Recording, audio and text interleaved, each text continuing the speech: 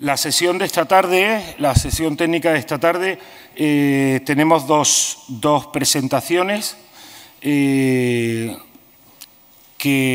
giran alrededor del concepto de salud intestinal, tanto desde el punto de vista sanitario como desde el punto de vista zootécnico productivo, y para ello vamos a contar con dos investigadores importantes que creo que nos van a aportar una información de mucha calidad para nuestra actividad diaria. En primer lugar, el conferenciante que nos va a acompañar es el doctor Jeffrey Escobar. Jeffrey trabaja para Novus Central como investigador responsable en el área de digestibilidad, de materias primas, en diferentes especies ganaderas. Él es originario de Costa Rica y se formó en Estados Unidos, en Illinois. Y bueno, la charla que nos va a presentar es efectos de la digestibilidad de las materias primas en la misma. Y bueno, yo lo que sí le he dicho a la organización de que, independientemente de que hayamos empezado 15 minutos tarde, por respeto a los conferenciantes, cada uno disponéis de 45 minutos para vuestras presentaciones. La segunda charla vendrá a cargo del profesor Bruno Silva, catedrático de Nutrición Animal en la Universidad Federal de Minas Gerais. Su charla versará sobre nutrición de cerdas hiperprolíficas con diferentes e interesantes abordajes. Bruno se formó en la Universidad de Viçosa en Brasil, hizo su doctorado con Jan Noblet en el INRA. Luego ha trabajado varios años como responsable de nutrición en Topics y ha estado viviendo en Holanda varios años, y cuando regresó a Brasil sacó la cátedra de nutrición animal, aunque sigue compaginando esa actividad con la consultoría y trabajando para varias empresas, principalmente con Topics. Bueno, pues yo no me voy a entretener más. Espero que sean de interés las dos charlas que se van a presentar. A mí así me lo han parecido, y sin más dilación le doy la palabra al doctor Jeffrey Escobar para que haga su presentación.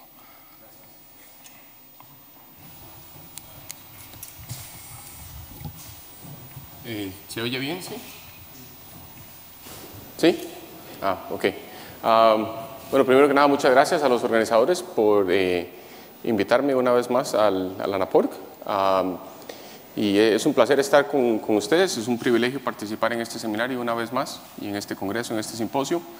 De lo que vamos a hablar hoy en día es un poco conceptos básicos de digestibilidad, asegurarnos que todos estamos hablando en el mismo idioma, en el mismo nivel.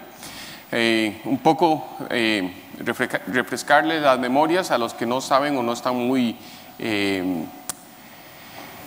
asociados o familiarizados con las técnicas de digestibilidad, principalmente en cerdos, cómo lo hacemos, cómo lo medimos, y después vamos a hablar un poco de lo que es la variación tanto en el contenido de aminoácidos principalmente, como la variación en los coeficientes de digestibilidad, porque las tablas que muchos de nosotros usamos, vemos números fijos, y esos números fijos tienen una variación asociada que muchas veces no tomamos en cuenta. Y cuando hablamos de nutrición de aminoácidos tendemos a enfocarnos en las fuentes proteicas, y parte de la información y lo que quiero compartir con ustedes el día de hoy es que quizás deberíamos ponerle también un poquito más de atención a lo que son las fuentes de los cereales. Entonces esto es un poco lo que vamos a hablar, composición nutricional de ingredientes, digestibilidad. Debemos saber cuáles son los valores que aparecen en las tablas comparado con los valores reales, porque la verdad es que el ingrediente que encontramos en una tabla si lo pensamos honestamente, no existe. Nunca vas a encontrar un maíz o una cebada, un trigo o una soya en un silo, en una fábrica de alimento, que sea igual al que está en una tabla en cualquier publicación. Entonces, hasta cierto punto son ingredientes un poco artificiales. Y después vamos a ver qué podemos hacer para lidiar un poco con lo que es la variación en nutrientes digestibles. Y después vamos a ver cuál es el efecto o cuáles son las consecuencias a nivel de salud intestinal cuando no tenemos un buen control sobre la digestibilidad de los aminoácidos. Este es el tracto digestivo de los cerdos. ¿Sí? Para los veterinarios tienen que ser muy familiarizados. ¿Sí? ¿Cuántos son veterinarios? Levanten la mano, sin miedo, yo no pellizco. Muy bien. Sí se lo saben de memoria, ¿no? ¿Cuántos son nutricionistas? Ok. Estoy entre veterinarios. Ok. Espero no meter las patas. Entonces aquí lo que sabemos es que básicamente la digestión de proteínas y aminoácidos se lleva a cabo en el estómago y en el intestino delgado. Cuando nosotros hablamos de digestibilidad de aminoácidos, la medimos al nivel del hilio distal, al final del ilium, porque una vez que estamos en el ciego y en la parte del intestino grueso, hay una cantidad considerable de microorganismos, principalmente bacterias, que están presentes en el ciego y en el intestino grueso, donde lo que vamos a tener un proceso de fermentación bastante interesantes. ¿Por qué son importantes estos procesos de fermentación? Porque las bacterias básicamente toman los aminoácidos y los degradan a componentes básicos, carbono, nitrógeno, azufre, oxígeno, etc. Y a partir de eso sintetizan los aminoácidos que necesiten. Esto a nivel de metabolismo y para nosotros que estamos en nutrición lo que significa es que una bacteria toma una lisina y la transforma en metionina, toma una metionina, la hace alanina, toma una alanina, la hace fenilalanina, la fenilalanina pasa a serina, hacen realmente lo que les da la gana. Entonces, hasta este punto en el tracto digestivo es básicamente el efecto de las enzimas endógenas, o principalmente de las proteasas endógenas, que vienen de tres partes, del estómago, de la secreción del páncreas exocrino y de las microvellosidades de los enterocitos. Son los tres sitios de producción de proteasas. Entonces, al final del hilio, básicamente tenemos el efecto neto de la sumatoria de las proteasas endógenas de un animal. Y es justo aquí donde medimos y tomamos las muestras para medir digestibilidad de aminoácidos. Realmente nosotros lo que queremos hablar es, nosotros queremos hablar de biodisponibilidad, y es el término que realmente nos debería interesar como nutricionistas. ¿Por qué? Porque los nutrientes que son disponibles para el animal o biodisponibles para el animal son aquellos que el animal puede realmente utilizar para procesos metabólicos. El problema con la absorción, que sería el término o sería la medición que nos daría una medición realmente fina del proceso tanto digestivo como de absorción y de capacidad de absorción metabólica que tienen los animales, es que técnicamente es muy complicado.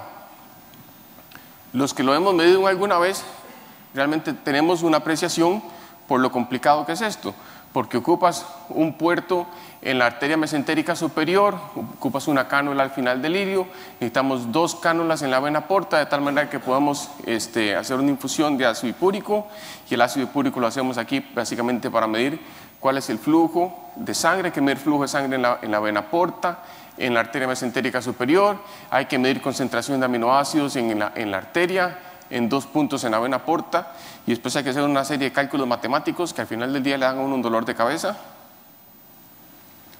y acabas de hacer solo un ingrediente. ¿Okay? Es técnicamente muy difícil. O hay que buscar ingredientes que puedan ser marcados con isótopos estables o con isótopos radioactivos. A ver, ¿cómo producimos un maíz o una soya marcada, radiactiva o con un isótopo estable? Es bastante complicado. Entonces lo que hacemos es, en vez de usar el término absorción, lo que trabajamos en términos de digestibilidad. La digestibilidad básicamente se basa en poner cierta cantidad de un nutriente al principio del tracto digestivo, tomar una muestra al final del hilio, en el caso específico de los aminoácidos, y hacemos un cálculo matemático bien complejo. Este sí lo puedo hacer hasta yo. ¿Okay? Entonces, en este caso, por ejemplo, si alimentamos 20 gramos de lisina y recogemos 3 gramos de lisina acá, hacemos la matemática, que es lo que alimentamos menos lo que estamos recolectando al final, dividido por lo que se alimentó, nos da una digestibilidad del 85%. ¿Okay? Esto básicamente es la forma gráfica como se mide la digestibilidad y cómo hacemos los cálculos matemáticos. La biodisponibilidad la podemos definir y básicamente lo que significa es aquel nutriente que después de ser digerido y absorbido puede ser utilizado para procesos metabólicos en la misma estructura química o en la misma forma química en la cual es absorbido. Eso lo que significa es, en términos metabólicos, el animal no tiene que hacer ningún gasto metabólico para transformar ese nutriente en otro nutriente para poder utilizarlo. ¿Okay? Las diferencias entre absorción y digestibilidad. La absorción es un concepto muy bonito, es muy fácil de definir, pero es muy difícil de medir. Entonces, en vez de medir absorción, medimos digestibilidad. La forma en que medimos digestibilidad, como no podemos cuantificar lo que el animal se deja, medimos lo que el animal básicamente no va a usar, que es la fracción no digerida, y hacemos la diferencia matemática. Cuando hablamos de digestibilidad, asumimos tres cosas, que es lo que siempre asumimos, es con lo que trabajamos, pero aquí pueden haber ciertos problemas o consecuencias sobre lo que asumimos. Uno es que los nutrientes que son digeridos son absorbidos, primera cosa que asumimos, y lo segundo que asumimos es que aquellos nutrientes que son absorbidos en una forma que es biodisponible. Entonces hay dos cosas que estamos asumiendo aquí que son importantes y no necesariamente en todos los casos esto es verdadero. Sin embargo, cuando vamos de la teoría a la práctica, esto en términos prácticos en lo que se traduce es que errores de cálculos o errores técnicos o errores a la hora de hacer asunciones, en este caso, en la manera de campo y de manera práctica, lo controlamos básicamente trabajando con niveles de formulación que son un poco arriba de los requerimientos y trabajando con márgenes de seguridad. ¿Okay?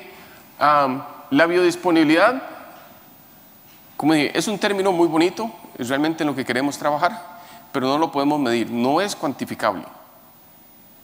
La disponibilidad no tiene unidades absolutas. En lo que podemos trabajar y lo que podemos medir biodisponibilidad relativa. ¿Okay? El problema con la biodisponibilidad relativa es que dependemos de un estándar. Este puede ser el estándar o este puede ser el estándar. ¿Okay? El procedimiento lo que lleva es básicamente tenemos una dieta basal y vamos a tener dos niveles del ingrediente o del nutriente que queremos titular. Con un origen común sacamos dos regresiones lineales con el mismo intercepto y hacemos la tasa o la relación entre las pendientes. ¿Okay? El problema de la biodisponibilidad relativa es, si asumimos que este es mi control o mi estándar, que yo lo decido de forma arbitraria, ¿qué es? Si yo cambio el estándar de un estándar a otro y hago una línea acá, la biodisponibilidad de este ingrediente, la biodisponibilidad relativa va a cambiar. Ahora va a ser menor. ¿Por qué es menor? Porque al tener el estándar una pendiente mayor, la relación entre las pendientes es menor. Entonces el problema de la biodisponibilidad relativa es que no nos da términos absolutos. No es tanto un problema en nutrición de aminoácidos, aunque se ha usado mucho, sobre todo en el pasado, pero sigue siendo un problema hoy día, sobre todo con lo que es nutrición mineral, porque en nutrición mineral seguimos insistiendo en hablar en términos de biodisponibilidad en vez de adaptarnos y evolucionar y aprender de lo que hemos aprendido de los aminoácidos y estar hablando en términos de digestibilidad de minerales. ¿Okay? Hay cosas que necesitamos hacer para hacer una prueba de biodisponibilidad, y eso es que básicamente solo tenemos que tener un elemento o un nutriente que está variando, entonces solo podemos evaluar un nutriente a la vez. Si queremos evaluar la disponibilidad de aminoácidos en maíz o en soya, no podemos evaluar la biodisponibilidad de aminoácidos. Podemos evaluar la biodisponibilidad relativa de lisina, o de metionina, o de trionina, pero no podemos hacerlos todos los aminoácidos. Comparado con las técnicas de digestibilidad, donde en una sola muestra podemos obtener la digestibilidad y los valores de todos los aminoácidos. ¿Okay? Lo otro que muchas veces los que estamos en investigación se nos olvidan es que tenemos que estar trabajando en la porción lineal de la curva de respuesta. Si vemos una curva de respuesta y si por acá ponemos en porcentajes lo que es consumo, la respuesta de un animal a la suplementación con un nutriente tiene esta forma curvilínea. ¿Okay? Nota, aquí esto en muchas de las gráficas lo vemos como una línea recta que continúa, sobre todo en trabajos donde se ensayan y se hacen ensayos de requerimientos. En realidad, esto es una respuesta que donde empezamos a tener excesos, los excesos son malos. ¿Por qué quiero recalcar este punto? Este punto es importante porque muchas veces empezamos a poner márgenes de seguridad encima de márgenes de seguridad, encima de márgenes de seguridad, encima de márgenes de seguridad, y muchas veces podemos estar cayendo en estos problemas de que tenemos una sobrenutrición, estamos dando un exceso de aminoácidos o de proteína que no es benéfico para los animales en términos sobre todo de salud intestinal, como lo vamos a ver un poco más adelante. Entonces, si queremos trabajar realmente en la porción lineal, básicamente tenemos que trabajar entre un porcentaje del 25 y el 75%.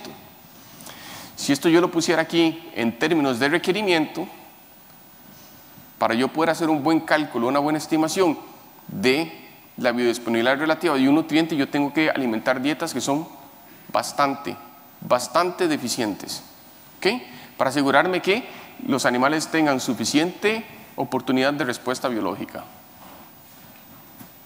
Ok, hablemos un poco de digestibilidad. La digestibilidad, básicamente lo que nosotros medimos digestibilidad ileal aparente. Le llamamos aparente porque no tomamos en cuenta las contribuciones endógenas del animal. ¿Okay? En cerdos se han diseñado varias técnicas. La técnica que se usa más comúnmente es la de la cánula T, a partir básicamente de una publicación del 2007, donde las grandes mentes del mundo de digestibilidad de aminoácidos se reunieron, se pusieron de acuerdo y dijeron, bueno, de todas estas técnicas no hay una que sea mejor que otra, o que dé mejores resultados, que dé peores resultados, pero sencillamente podemos ponernos de acuerdo en usar una, y si usamos la misma técnica en España, que en Brasil, que en México, que en Estados Unidos, que en Canadá, que en China, que en Tailandia o que en Rusia, entonces los resultados van a ser comparativos, porque entonces todos estamos trabajando con el mismo error experimental, usando la misma técnica y el mismo procedimiento. ¿Okay? Estos son los animales que básicamente que tenemos en Novus, y para los que no han visto animales canulados, básicamente esta es la forma en que ellos se ven. Se forman y se comportan de manera completamente natural, y cuando yo hago cirugías, hacemos cirugías, estos animales los mantenemos en granja entre 4 y 5 meses después de la cirugía, así que tratamos de aprovecharlos al máximo. La cánula es básicamente hecha de acero inoxidable 316, que es acero inoxidable de grado médico.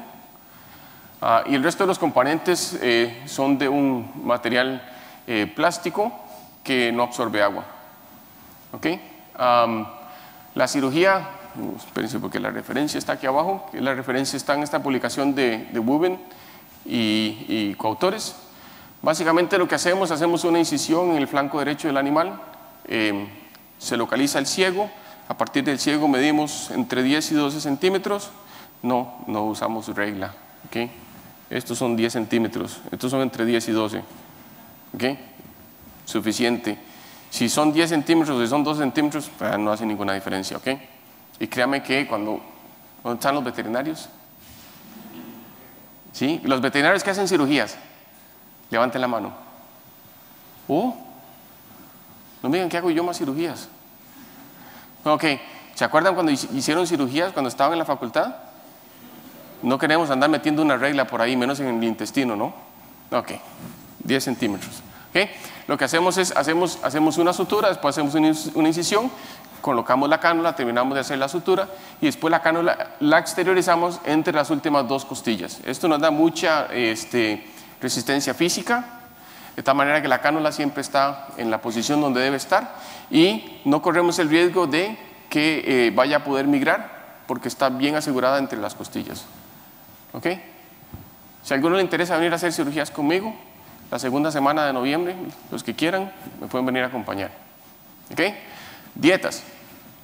Es importante cuando hablamos en términos de digestibilidad. Y cuando hablamos de digestibilidad y vamos a una tabla, vemos que tenemos un ingrediente, maíz, soya, trigo, cebada.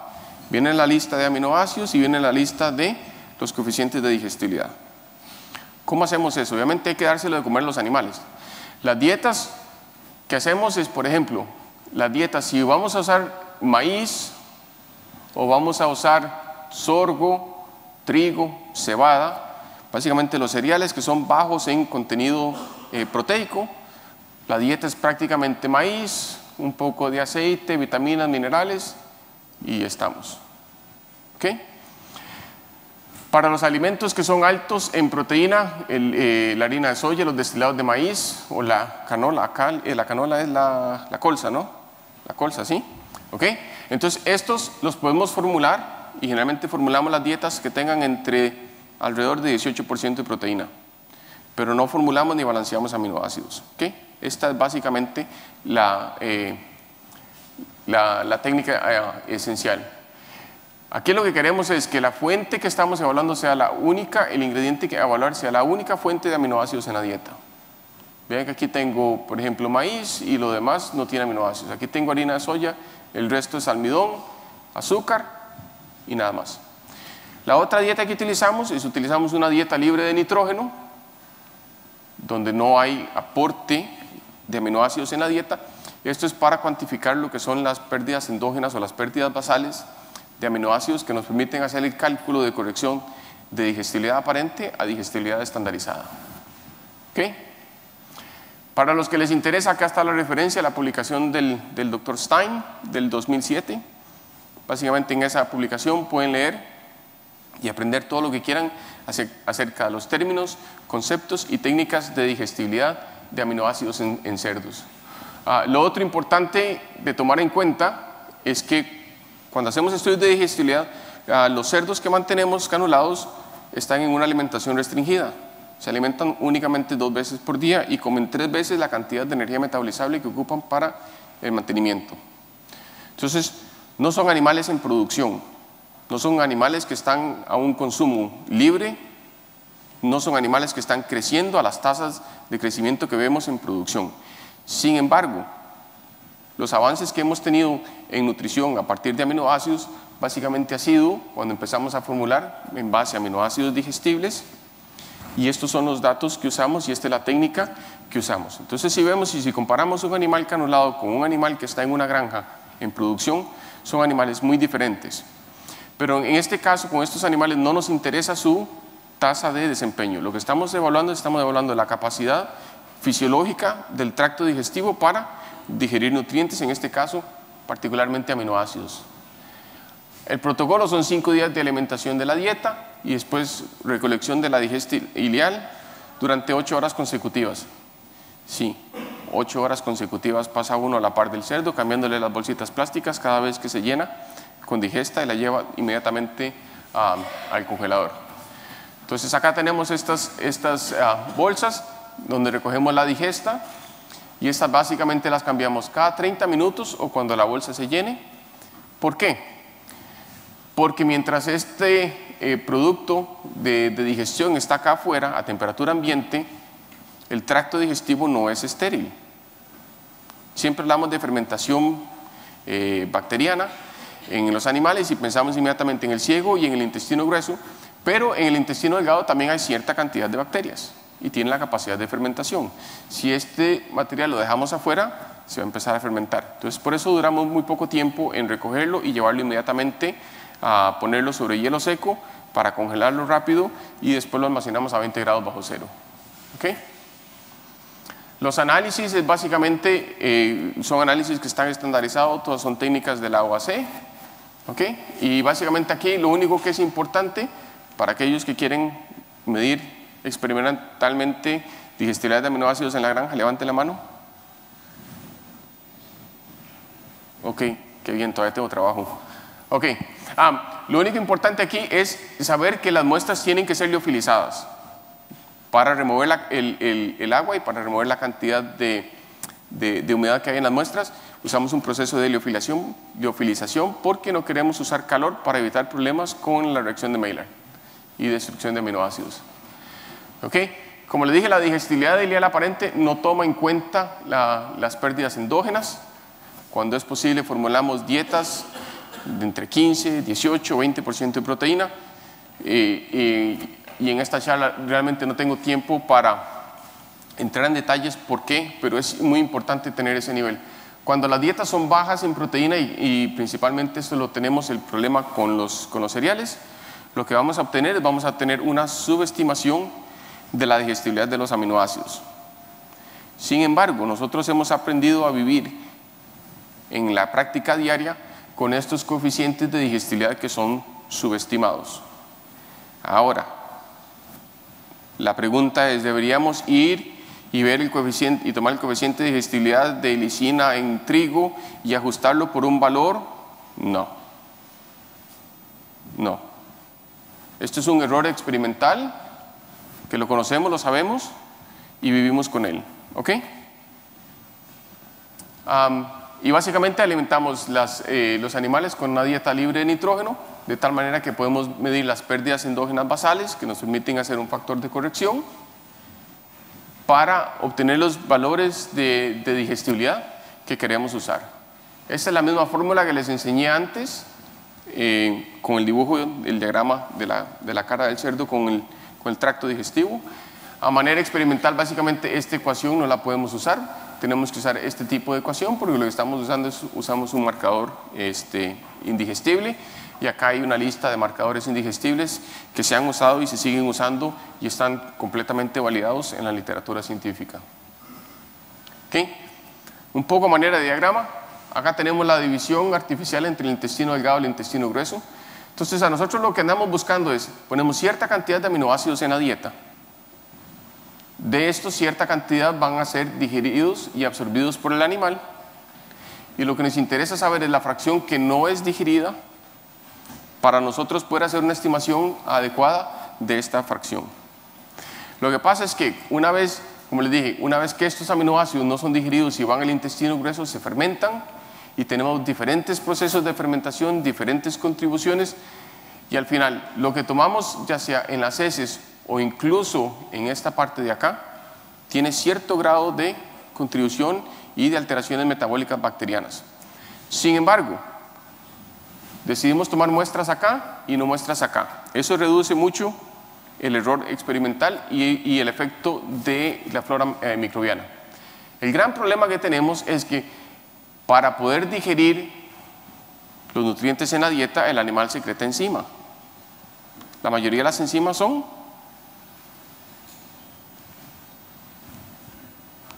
los que llevaron el curso de fisiología, que levanten la mano. Nadie pasó por fisiología.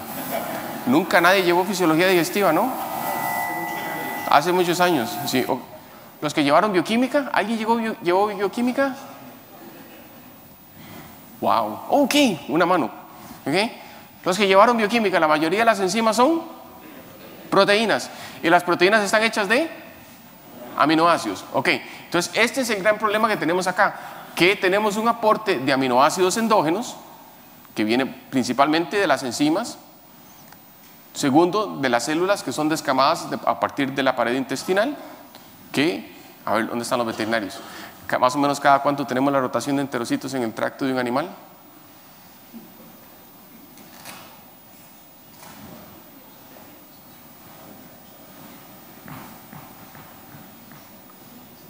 A ver, ¿sirve el micrófono? Sí. ¿Cada cuánto o cuál es la rotación promedia de un enterocito en el tracto digestivo de un cerdo? ¿Cuántos días? 4, 5, 3 días, ¿sí? Pero eso significa que hay una tasa de reemplazo constante y sustancial, de manera que esas células también tienen su aporte de aminoácidos. Entonces, al final, cuando yo vengo y yo recojo muestras acá, cierto, hay una parte que se digiere y se absorbe en el animal. Cuando yo tomo una muestra de acá, tengo una contribución de aminoácidos que vienen de la dieta y tengo contribución de aminoácidos que vienen de las pérdidas endógenas.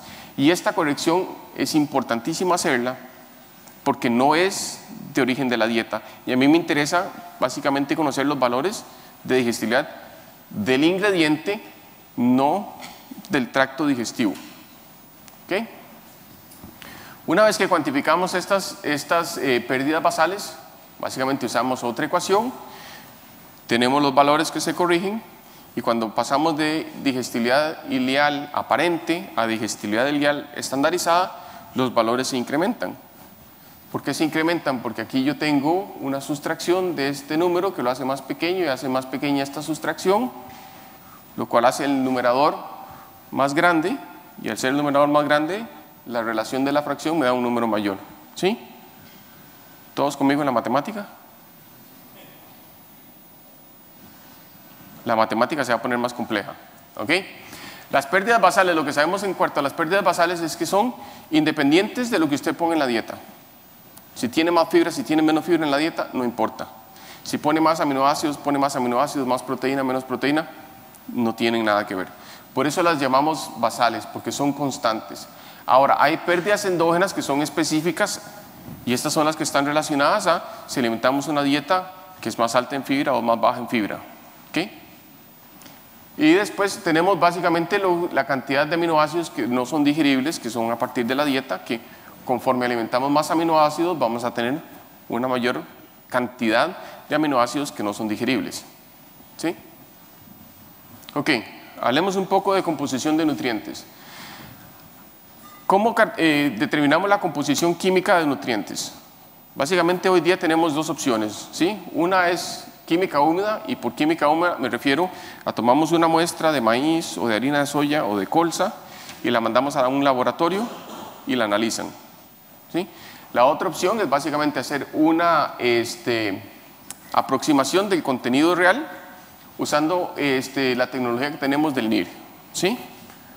¿Cuántos de ustedes usan NIR? ¿NIR? Tecnología de NIR para estimar la concentración de nutrientes. Muy bien, perfecto. ¿Okay? Eso nos da una idea de la concentración real de lo que tenemos. ¿Okay?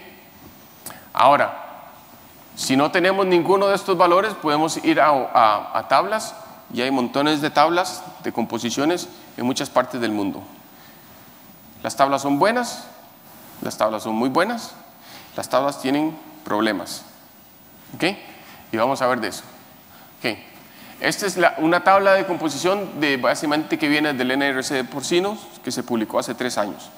Y es la primera tabla de la que yo conozco donde por primera vez los valores que nos dan acá nos dan información de tipo estadístico que está asociado con el promedio que nos reportan. Porque generalmente las tablas reportan el promedio y reportan un valor único. Ahora, esto es lo que dice en el libro, esto es lo que tienen en los silos, en las fábricas de alimento. La pregunta es, ¿qué tan cercano está esto a esto que tienen acá? El uso del NIR nos ayuda a montones para acercarnos mucho o aumentar la precisión de los valores y de los nutrientes que tenemos. ¿Sí? Entonces la pregunta es, ¿qué tan cerca son las tablas si es que yo estoy usando tablas? Si estoy usando el NIR, ¿qué tan cerca es el NIR? Porque no es perfecto. Ni siquiera las técnicas de química húmeda son perfectas. Todo tiene un error asociado. Pero bueno, definitivamente la tecnología del NIR ayuda muchísimo. Pero ahora veamos más de cerca estas tablas. Cuando vemos más de cerca estas tablas, entonces vamos a empezar a hablar acá en términos de estadística. ¿Y a quién le gusta la estadística? ¿Y la risa es porque les gusta o porque no les gusta? ¿Sí? ¿A quién le gusta la estadística, honestamente? De nuevo estoy solo. Ok. Entonces acá la tabla esta nos dice acá cuál es el valor promedio, pero después importantísimo nos da cuál es la desviación estándar en términos del contenido total de proteína, aminoácidos. Aquí está la digestibilidad ileal estandarizada, el promedio y la desviación estándar. Entonces ahora, mis amigos, para todos los que llevamos estadísticas y nos acordamos muy bien del curso de estadística, porque todos tuvimos profesores excelentes, si tenemos el valor promedio y tenemos la desviación estándar, ¿qué podemos usar? ¿O qué teorema aplicamos? Uy, ¿cómo se llamaba el teorema? El teorema del límite central, ¿se acuerdan de esto? ¿No? ¿No se acuerdan de esto? ¿Lo usan todos los días? No. ¿Sí o no? ¿Trabajan ustedes con animales? ¿Sí? ¿Trabajan ustedes con promedios? Nosotros somos una industria que vivimos, alimentamos y calculamos. Vivimos, respiramos y sudamos promedios. Hablamos de requerimientos, es un promedio. Vamos a alimentar un grupo de cerdos. Cuando tienes un grupo de cerdos, cuando tienes un grupo de personas, tienes un promedio. ¿Okay?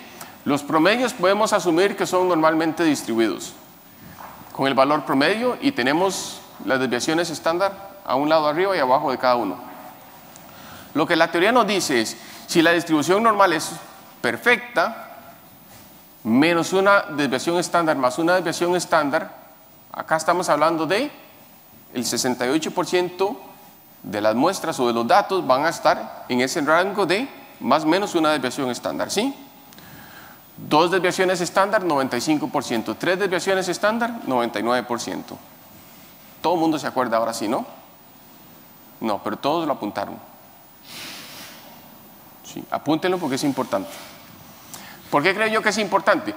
Porque cuando tenemos una base de datos y tenemos una tabla de composición de nutrientes que nos está dando tanto contenido como digestibilidad y nos está dando desviación estándar, podemos aplicar el teorema del límite central para darnos una idea de cuánto es la variabilidad o cuánto es la variación que se puede esperar en materias primas.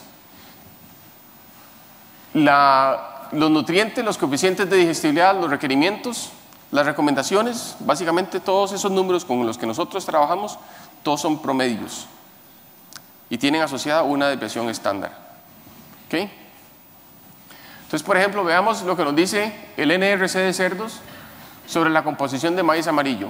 Ese es el valor promedio, 0.25, 132 muestras y una desviación estándar de 0,04. Y acá están el resto de los aminoácidos y si van a la tabla los tienen todos. ¿Okay? Entonces acá podemos hacer dos cosas. Primero podemos calcular el coeficiente de variación. El coeficiente de variación básicamente nos expresa la variabilidad en términos porcentuales de tal manera que podemos hacer comparaciones entre, en este caso, entre un aminoácido y otro. Y acá podemos ver que de los que yo escogí, la valina es la menos variable y la isoleucina es la más variable, de acuerdo a estos datos, ¿no? Lo otro que podemos hacer es podemos calcular el rango de menos una desviación estándar y más una desviación estándar. Acá, si yo hago un cálculo, y si yo acá divido este 0.29 entre este 0.21 y lo multiplico por 100, me da un valor de 38%.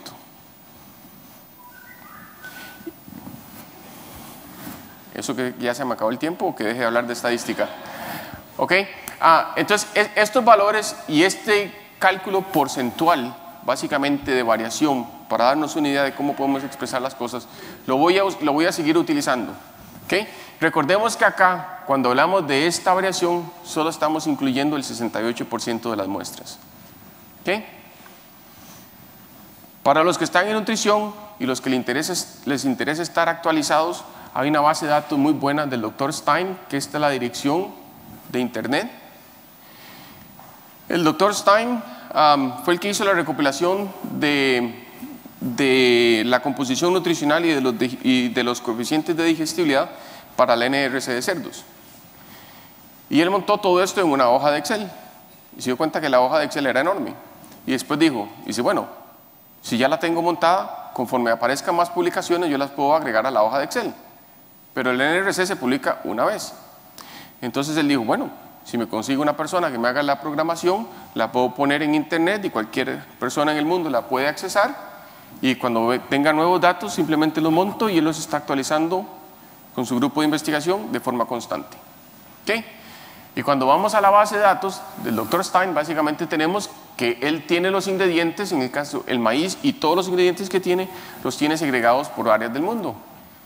Tiene el mundo entero, Norteamérica, Sudamérica, Asia, Europa y básicamente los valores del NRC. Entonces aquí, cosas de notar y que son importantes.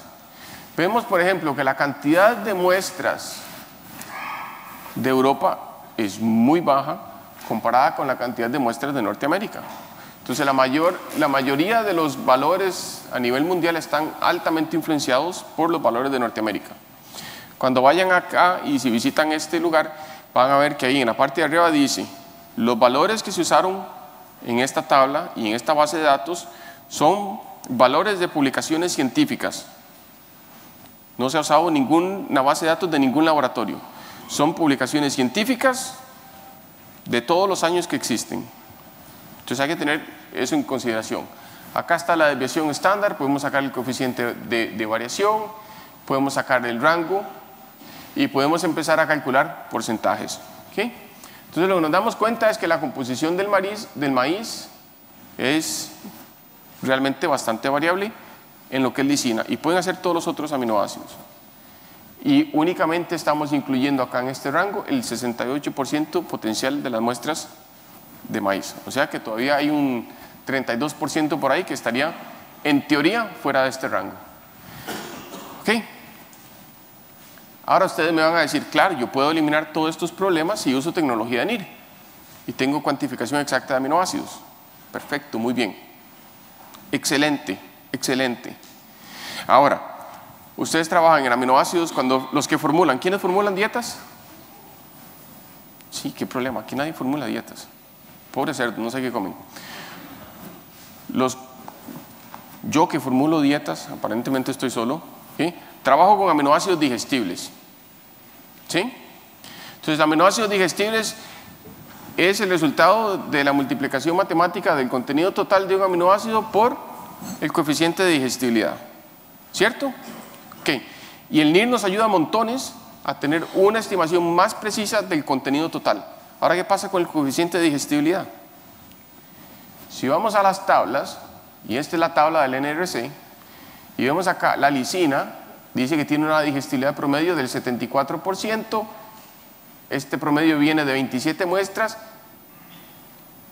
una desviación estándar del 10,6, el coeficiente de variación es de 14, si yo hago esto menos una desviación estándar, y el promedio más una desviación estándar, resulta que el NRC porcino del 2012 me está diciendo que el coeficiente de digestibilidad de lisina varía en más de 20 puntos porcentuales. Más de 20 puntos porcentuales. Y solo estoy hablando del 68% de las muestras.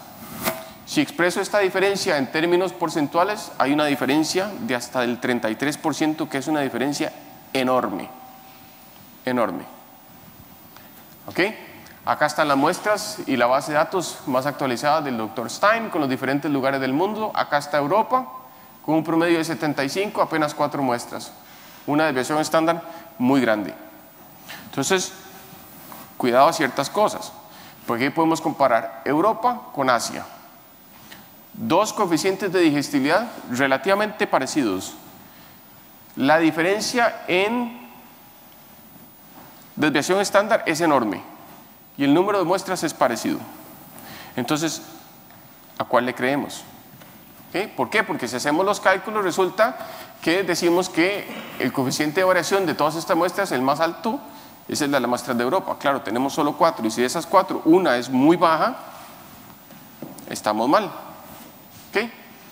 Y podemos hacer los rangos acá y si calculamos la diferencia porcentual, vemos que es bastante alta y obviamente Europa aquí sale como con la mayor variabilidad porque es un número muy pequeño de muestras y muy posiblemente de este promedio de 75 hay una que tenga un valor muy bajo.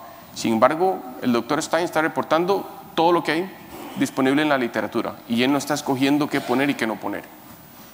¿Okay? De nuevo, acá está solo el 68% de las muestras. Mi intención acá, y podemos debatir si tomar una desviación estándar media, 3/4, 0.6, 0.66, lo que ustedes quieran. De la manera que ustedes hagan los cálculos, van a obtener rangos diferentes, pero al final es darles una idea de que existe variabilidad y una variedad sustancial en los coeficientes de digestibilidad. Ok, ahora si yo me voy al caso extremo, y esto es nada más a manera de ejemplo, pero si yo me voy al caso extremo y digo, tengo mi rango para el contenido total de aminoácidos y ahora tengo mi rango para digestibilidad de aminoácidos. Y si yo tomo el valor menor de contenido de lisina con el valor menor de digestibilidad, obtengo mi valor menor de lisina digestible. Lo mismo lo puedo hacer con el promedio y lo puedo hacer con los valores altos. Si yo comparo este rango acá, la diferencia es del 84% y apenas estoy incluyendo el 68% de las muestras. ¿Ok? Pueden estar en total desacuerdo con los cálculos porque pueden decir, claro, esto no existe para los que usamos NIR, pero entonces deberíamos multiplicar el valor promedio, tal vez por estos dos, y obtener una nueva diferencia. Todo lo pueden hacer en sus computadoras, en una hojita de Excel, y pueden hacer sus propios cálculos, ¿sí? Mis valores y mis números son nada más de forma ilustrativa. Entonces acá está básicamente lo que es lisina digestible en diferentes áreas del mundo de acuerdo a la base de datos del Dr. Stein, y vemos que la variabilidad es grande, es muy grande, entre el valor bajo y el valor alto. Son números muy grandes. Este valor, si aquí tenemos 93, 87, 84, pues parece que las muestras del mundo, de Norteamérica y del NRC, que básicamente la misma base de datos, están muy cerca. En las otras áreas del mundo, el problema que tenemos es que tenemos muy pocas muestras que han sido evaluadas y publicadas en revistas científicas. ¿Ok? Ahora, y este es el punto que quería hacer. Si yo hago este ejercicio para lisina y tomo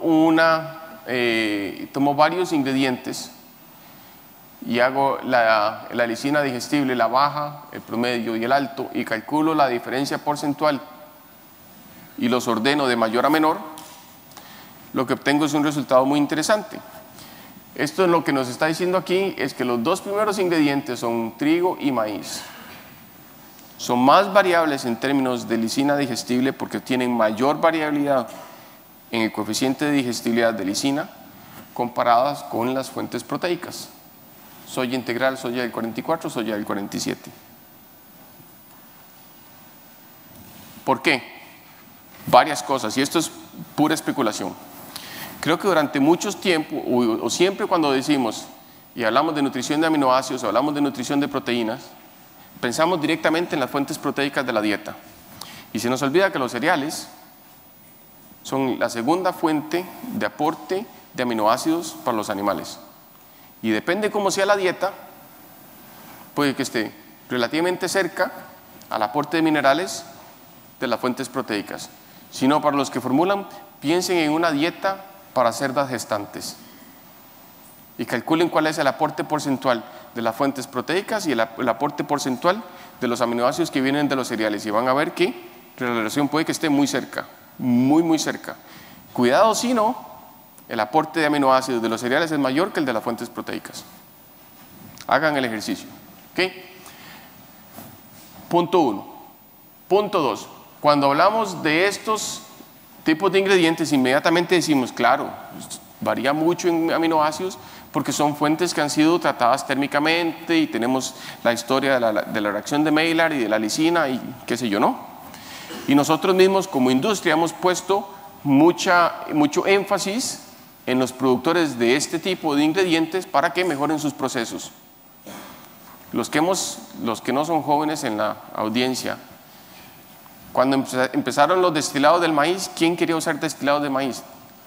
Nadie, porque eran una porquería de ingrediente, perdónenme la palabra, ¿cierto?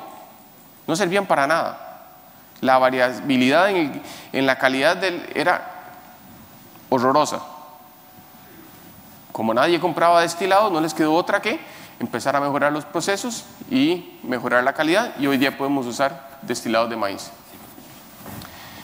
Si usamos la base de datos del Dr. Stein y vemos diferentes ingredientes que estos vienen de la región de Europa, lo que vemos es que trigo, maíz, triticale y cebada son los 4 más variables.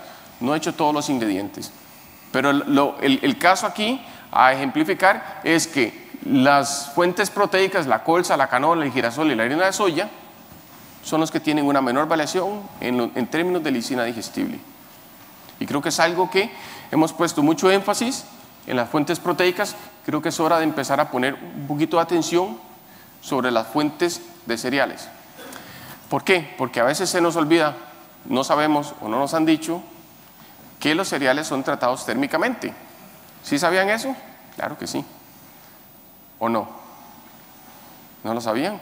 Cuando viene el tiempo de cosecha, si van a Estados Unidos, justo ahora en este tiempo que se está cosechando el maíz, si el maíz viene del campo y viene un poco alto en humedad, lo que hacen es que lo meten en unos secadores con gas a una temperatura altísima para bajarle la humedad en un tiempo rápido, y eso, amigos y amigas, se llama tratamiento térmico y es muy agresivo, y es para bajarle el contenido de humedad a los cereales para poderlos almacenar por largo tiempo. Ok, rápidamente porque se me acaba el tiempo. ¿Qué es lo que pasa? Si no tenemos una buena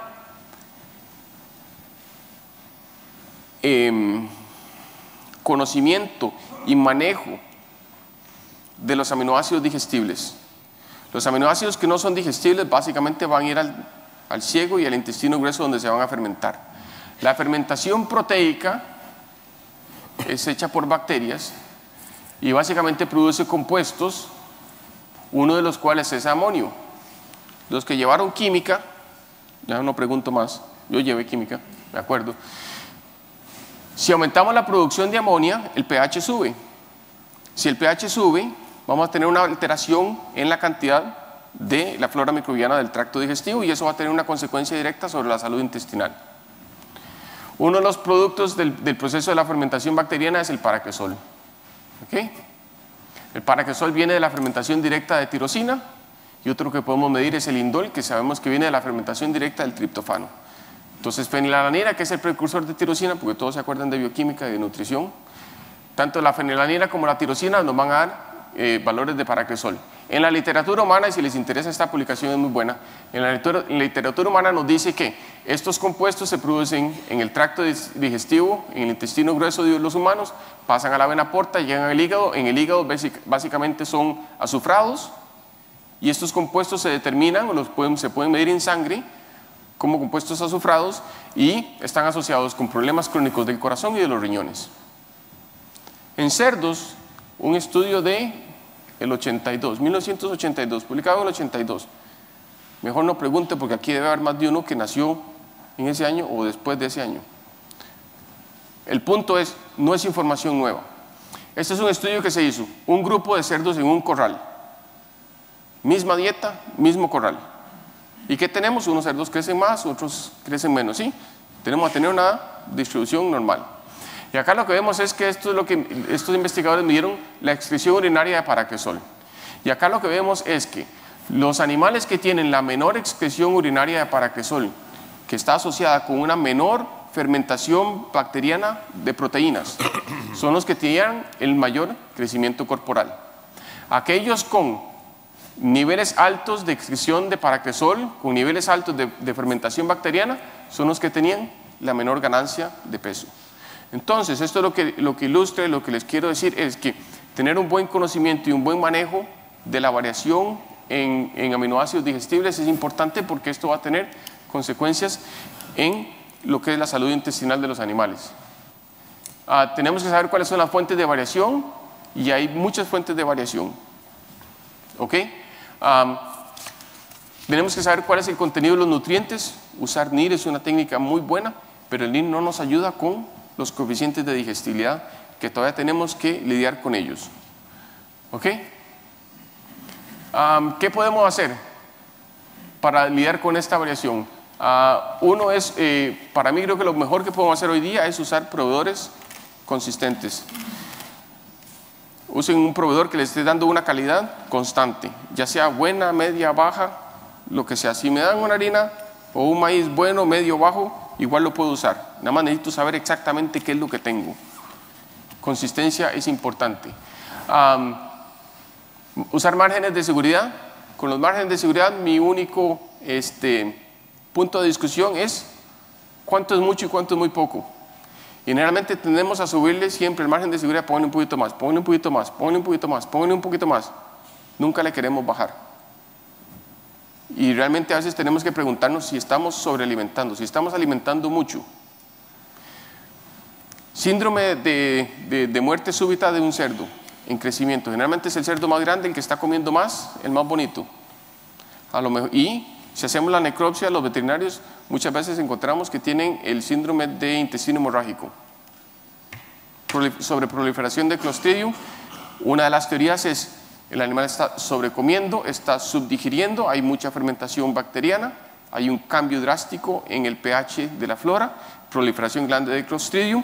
Cuando la válvula ileocecal se abre y tenemos paso del ciego al intestino delgado, al intestino delgado en el ileum, el Clostridium prolifera de una forma drástica y el cerdo muere de forma súbita.